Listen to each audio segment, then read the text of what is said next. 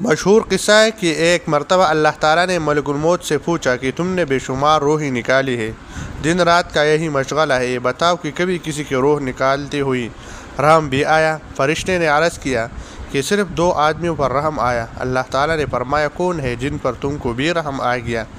فرشتے نے کہا کہ ایک مرتبہ ایک سمندری جہاز جس میں عورتیں بچے سب سوار تھے سمندر میں سفر کر رہا تھا، طوفان آ گیا اور جہاز ڈوب گیا۔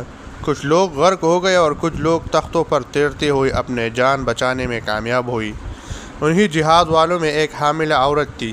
کشتی کا ایک بڑا تختہ اس کے ہاتھ آ گیا تھا۔ اندھیرے اور طوفان رات اور سمندر کے بیچوں بیچ وہ عورت تختے سے چمٹتی رہی۔ اسی حالت میں اس نے بچے کو جنم دیا اور بچے کو اپنے سینے سے لپٹا لیا۔ بچے کے کھانے پینے کا سامان تھا، نہ حفاظت کا کوئی بندوبست۔ اس حالت میں اے بزرگ و برتر ذات، آپ کا حکم یہ تھا کہ اس عورت کی روح قبض کر لی جائے۔ اے اللہ، میں نے روح تو قبض کر لی، لیکن آج تک رحم نہ آتا ہے اور یہی سوچتا ہوں نہ جانے اس بچے کا کیا ہوگا۔ اللہ جل شانہ نے پوچھا تجھے دوسری مرتبہ کس پر رحم آیا؟ ملک الموت نے عرض کیا کہ شداد نامی آپ کا ایک نافرمان بندہ تھا جسے آپ نے بادشاہت اور مال و دولت کی فراوانی عطا فرمائی تھی۔ اس نے کہا کہ میں دنیا میں جنت بناؤں گا۔ پھر اس نے جنت بنانا شروع کی اور اربوں خربوں دینار خرچ کرتا رہا، اور اس نے طے کر لیا کہ جنت پوری تیار ہو جانے کے بعد ہی اس میں داخل ہوگا۔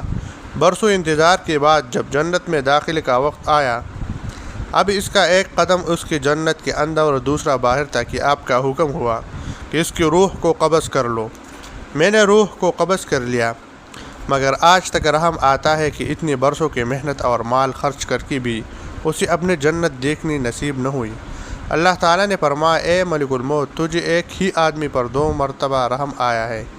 تجھے معلوم نہیں کہ یہ شداد وہی بچہ تھا جس کی ماں کی روح تو نے اندھیرے اور طوفان رات میں قبض کی تھی۔ ہم نے اپنے رحمت واسعہ اور شان ربوبیت سے اس بچے کو بچا لیا اور پھال پھوس کر پروان چڑھایا، اسے ذہانت و فطانت دی، صحت، طاقت اور عزت عطا کی، یہاں تک کہ بادشاہ بنا دیا، اور جب بادشاہ بنا تو ہمارے مقابلے میں جنت کی تعمیر شروع کر دی۔